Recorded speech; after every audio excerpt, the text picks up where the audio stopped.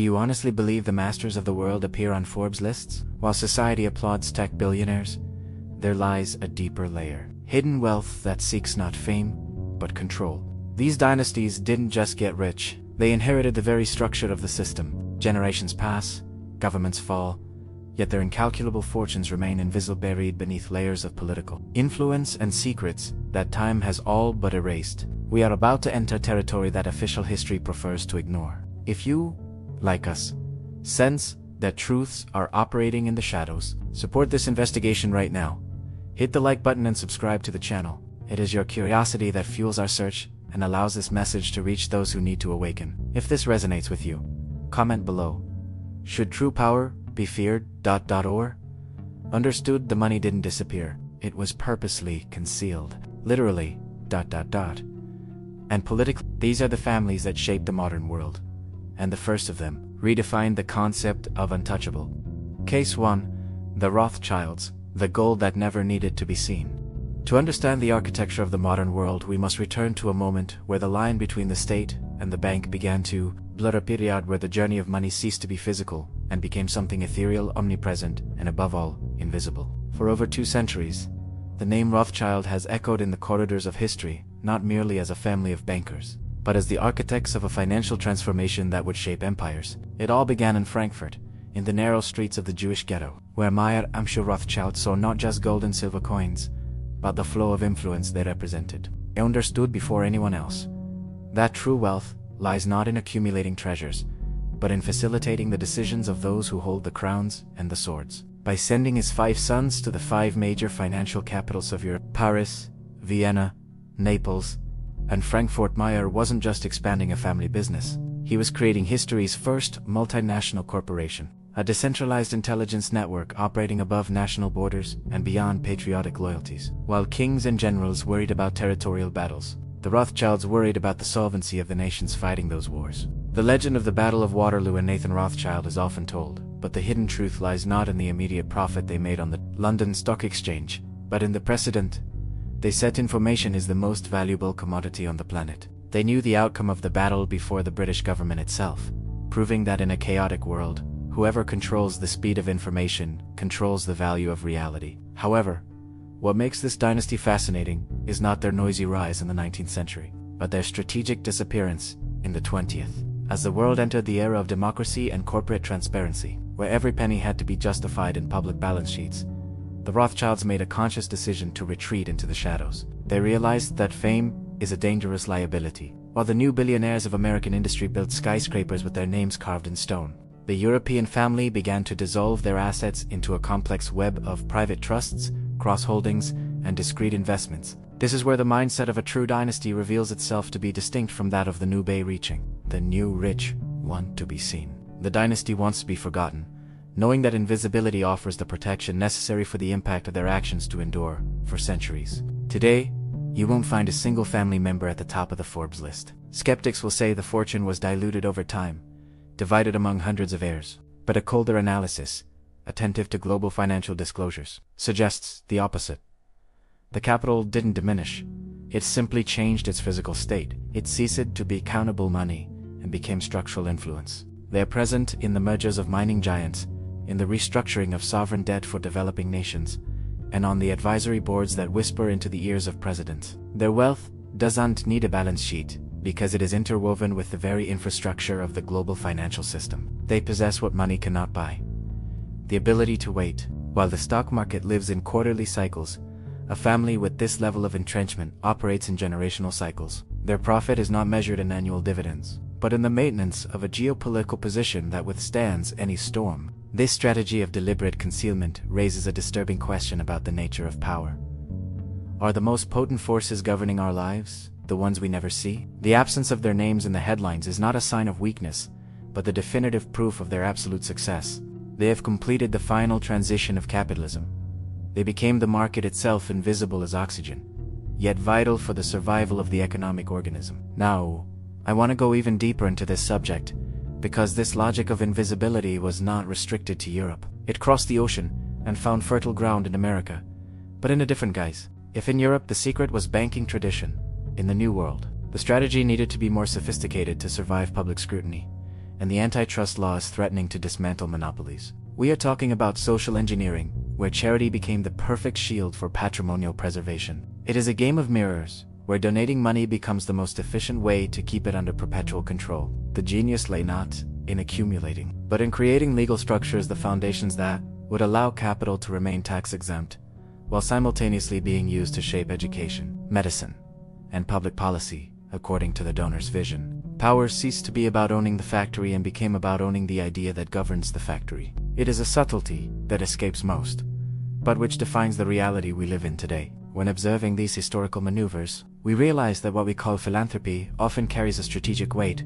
far greater than simple benevolence. It is the privatization of public policy, executed so elegantly that we applaud while it happens. If you are beginning to perceive this distinction between having money and having control, write just one word in the comments.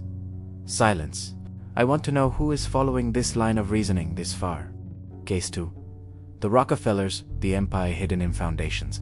If Europe taught the world how to hide money, America taught how to sanctify it. And no one understood this lesson with colder, more calculating clarity than John D. Rockefeller. To understand the magnitude of this transformation, we must look beyond the oil wells that stained the Pennsylvania landscape black in the late 19th century. Standard Oil was not just a company, it was an omnipresent entity that, at its peak, refined over 90% of the world's oil. Rockefeller didn't have competitors, he had victims. But this brutal concentration of power brought with it a problem that money alone could not solve: public hatred. He was the richest man in modern history, but also the most villainous. It was in this moment of image crisis that the Dynasties' mindset shifted drastically, moving from brute industrial force to the sophistication of social engineering. The decision to break up the Standard Oil monopoly, forced by the Supreme Court in 1911, is often taught in schools as a government victory over the corporation. The hidden truth, however, is that this split made Rockefeller even richer. By dividing the giant into several smaller companies which would become Exxon, Chevron, Mobil, he multiplied his equity stakes. But the true masterstroke was not financial, it was structural. It was during this era that the strategy which would redefine global power was born. Modern philanthropy, under the guidance of astute public relations advisors like Ivy Lee, the Rockefeller family realized that the best way to protect a fortune from predatory taxes and public scrutiny was not to hide it in a vault, but to place it in plain sight under the banner of charity. By creating the Rockefeller Foundation, they inaugurated a point of no return for Western capital. The concept was simple, yet devastatingly effective. Transfer immense blocks of capital into a tax-exempt foundation. The money technically ceased to belong to the private individual Rockefeller escaping. Inheritance taxes that would decimate the MP control over how that money was used remained firmly in the hands of the family and their trusted directors. The capital was not donated in the traditional sense. It was reallocated to a vehicle of political and social influence immune to elections. The impact of this maneuver is felt to this day, often without us realizing the origin of the guidelines that govern our lives. Behind the scenes of the 20th century, foundation money was not used merely to eradicate disease, which it did, and deserves credit for, but also to shape the educational system and Western medical practice. The famous Flexner Report, which standardized medical education in the United States, and, by extension, the world, was heavily funded and influenced by this vision. Medicine based on petroleum and synthetic drugs flourished, while alternative therapies were marginalized. This is not about judging science, but observing the strategic decisions regarding where the focus of research should lie. Similarly, influence on the educational system, through the General Education Board, helped create a teaching model focused on training competent and obedient workers for the industrial age, rather than independent critical thinkers. Wealth, transformed into a foundation, allowed the family to design the architecture of modern society. They funded the construction of the United Nations headquarters in New York, donating the land, ensuring the family would always have a seat at the table of global diplomacy, not as elected politicians, but as indispensable benefactors. That is the genius of the model. A politician can be voted out of office. A strategic donor is eternal. Revelations about the extent of this power emerge only when we analyze the boards of directors of major global institutions, where the family's interests continue to be represented, generation after generation. The Rockefeller surname ceased to be synonymous with oil to become synonymous with the system. They no longer need to own the refinery if they help write the environmental laws and trade treaties that regulate the refinery. Power has become atmospheric. It is everywhere and nowhere at the same time. while the public argues left versus right, or one party against another. These dynasties operate on a higher plane, where ideology is just another tool for mass management. Philanthropy became the ultimate defense mechanism of capital, a moral shield that makes any criticism of the family an attack on charity itself. It is the perfect camouflage. Now I want to go even deeper into this subject because if in the West power learned to disguise itself as charity to survive democracy in the East, the relationship between money, blood and estate followed an ancestral path much more direct and at times much more brutal. While Americans created foundations to avoid taxes, the ancient families of Asia built empires that needed no disguises, for they were, in practice, the national economy itself. The logic there was never to separate the public from the private, but to fuse them in such a way that the fall of the family would mean the collapse of the country. We are talking about a web of loyalties that survived world wars and cultural revolutions, where the business is an extension of the clan's honor. This difference in approach reveals that there is not just one way to dominate. What changes is the culture of silence. If you have managed to see how charity can be the most efficient mask of power, leave a single word in the comments that summarizes this strategy. M-A-S-K. Case 3. Asian Dynasties. The invisible fortunes of the East. While the West specialized in the art of legal abstraction, creating labyrinths of paper to hide the glimmer of gold, the East followed a different journey, paved upon foundations far more ancient and tangible: blood, land, and infrastructure. To understand the invisible fortunes of Asia, we must strip away the Western view that the market and the state are separate entities. In the great Asian dynasties, this distinction is an illusion. Here, the family does not merely do business with the government. In many cases, the family is the infrastructure upon which the government operates. We are talking about a model of power where wealth is not measured by stock shares, but by absolute control over a nation's vital arteries: ports, telecommunications, energy grids, food supply chains. The true mindset of these dynasties is not quarterly profit, but the permanence of the clan through the ages. It is a long-term vision that makes a Western corporation's 5-year plan look like the blink of an eye. Take, for example, the structure of the Zaibatsus in Japan, which later metamorphosed into the Kairitsus, or the gigantic chaebols in South Korea. These are not mere companies. They are vertical empires that control everything from the maternity ward where you are born to the funeral home where you are buried, passing through the car you drive, the insurance you pay, and the apartment where you live. Decisions made at a dinner table in Seoul or Tokyo have a direct impact on the national GDP, often surpassing the power of elected ministers. The hidden truth behind the post-war Asian economic miracle is that it wasn't built solely by the free market, but by the iron coordination between these families and the state. When war devastated the region, governments had no capital, but these families had the credit, the trust, and, crucially, the trade networks that no bombing could destroy. They rebuilt nations in their own image. The money invested in these networks became invisible because it merged with the landscape. You don't see the port owner when you look at the shipping containers, but every commodity that enters or leaves pays a silent tribute to the one who holds the keys to the gate. Even more fascinating, and operating even deeper behind the scenes, is the so-called bamboo network in Southeast Asia. This is a complex web of Chinese diaspora families who discreetly dominate private commerce in countries like Malaysia, Thailand, Indonesia, and the Philippines. Unlike the Rockefellers or Rothschilds, who became household names, these patriarchs operate under a cultural code of extreme discretion. Ostentation is seen as a danger and unnecessary invitation to political instability or social envy. They survived waves of nationalism, military coups, devastating financial crises, and revolutions. How?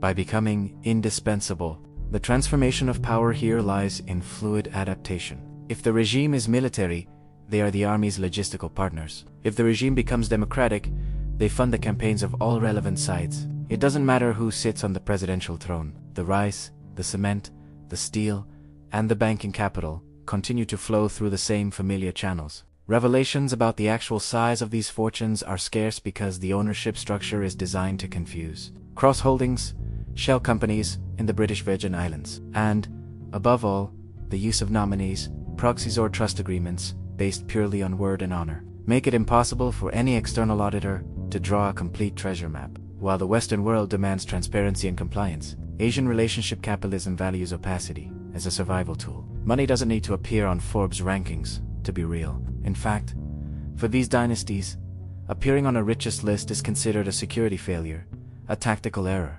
Real power is walking into a room where everyone knows who is in charge, without a single word needing to be spoken, and without a single document needing to be signed in public. It is the supremacy of dynasty over democracy, where the vote changes the country's manager, but never the owner. They understood that governments are temporary, subject to the whims of public opinion and the ballot box, but the family is, or should be, eternal. This perspective creates an almost impenetrable shield. While Western corporations are dismantled by activist shareholders or regulators, these Asian fortunes protect themselves through strategic marriages that unite banks with industries, and media with real estate, creating a monolith that is too big to fail and, more importantly, too complex to be dismantled. Wealth here is not a liquid asset, it is a geopolitical position. They don't just own the money, they own the time, the patience, and the geography. Now I want to go even deeper into this subject, because there is a level of power where the family is not content with influencing the government or being the country's infrastructure. There is a final stage in this evolution where the dividing line disappears completely. We are talking about cases where the family's surname and the name of national politics become indistinguishable, where public assets and private assets merge into a bottomless bank account. If Asian dynasties normalized economic power, the families we are about to analyze did something even more audacious. They privatized entire countries. And even when they lost official office, they ensured the key to the vault was never returned. If you understand that true power seeks not applause, but permanence through silent control, leave a word in the comments that defines this unshakable structure: empire. Case for political families, the power that never unraveled.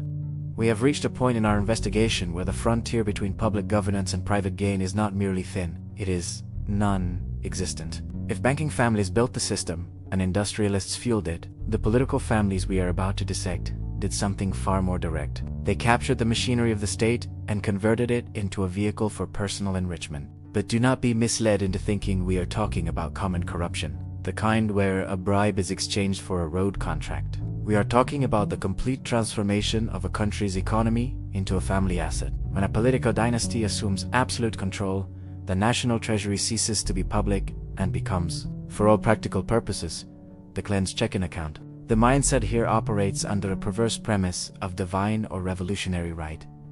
We liberated the country, therefore, we own the country. It is a logic of appropriation, where the nation's geographic borders delimit only the territory of extraction, never the territory of storage for the wealth. The money is generated locally, through the sweat of the population and the exploitation of natural resources. But its journey invariably ends far away, in jurisdictions where the laws of the homeland have no reach. The revelations that emerge when regimes fall are just the tip of the iceberg. We see palaces with gold faucets and collections of luxury cars abandoned in haste. But the true patrimony is never left behind. It traveled digitally years before the fall. These families make strategic decisions decades before any crisis. They know that politics is volatile, that the mood of the masses can shift, and that allies can turn into enemies. Therefore, the fortune is built with an embedded escape architecture. State assets are privatized and sold at bargain basement prices to friends who are, in reality, proxies holding the shares for the ruling family. Central bank reserves are siphoned off under the heading of national security or special projects that never leave the drawing board. Behind the scenes, a complex network of Western lawyers, accountants, and bankers facilitates this drainage, laundering the capital through layers of shell companies until the money's origin becomes unrecognizable. The hidden truth is that the global financial system, despite all its rhetoric about transparency, was designed to welcome this stateless capital. The impact of this extraction is devastating for the nations left behind, which often plunge into economic chaos. But for the family, the loss of political power is merely a change of address. Look at the history of deposed dictators and leaders around the world. How many ended up in poverty? Almost none. They reappear in London, Paris, or Dubai, living in exclusive attending the best schools, and investing in global real estate. The surname, which in their home country may be synonymous with tyranny, becomes just another brand of old money in international high society circles. Politics was the means, not the end. They understood that the office is temporary, subject to elections or revolutions, but accumulated capital, if well protected, offers a sovereignty that no coup d'etat can topple. They created a financial parallel state that exists in the cloud, untouchable by search warrants or international sanctions, which often arrive too late or are intentionally full of loopholes. What makes this phenomenon even more intriguing is the capacity for Often, we see the children or grandchildren of these same families return to politics years later. They use the fortune accumulated by their parents, the very money extracted from the country, fund new election campaigns, rewrite history, and regain power through the vote. It is a perfect cycle of image laundering. Stolen money funds the democracy that legitimizes it once again. This cyclical journey proves that, for these dynasties, ideology is disposable. Communism, capitalism, nationalism, they are merely costumes worn for the public. The only true religion is accumulation and the preservation of the legacy. They operate with surgical coldness, where the country is treated like a company to be liquidated before closing. And when the closing, the revolution or electoral defeat finally arrives, they are no longer there. The physical body might flee by helicopter at the last minute, but the family's financial soul was already safe in Zurich or the Cayman Islands long ago. This disconnection between the leader's fate and his fortune's fate creates a class of global untouchables. They live in a post-national world. The laws that apply to ordinary citizens' taxes, borders, justice are mere suggestions to them. Painful hidden truth is that the world accepts this.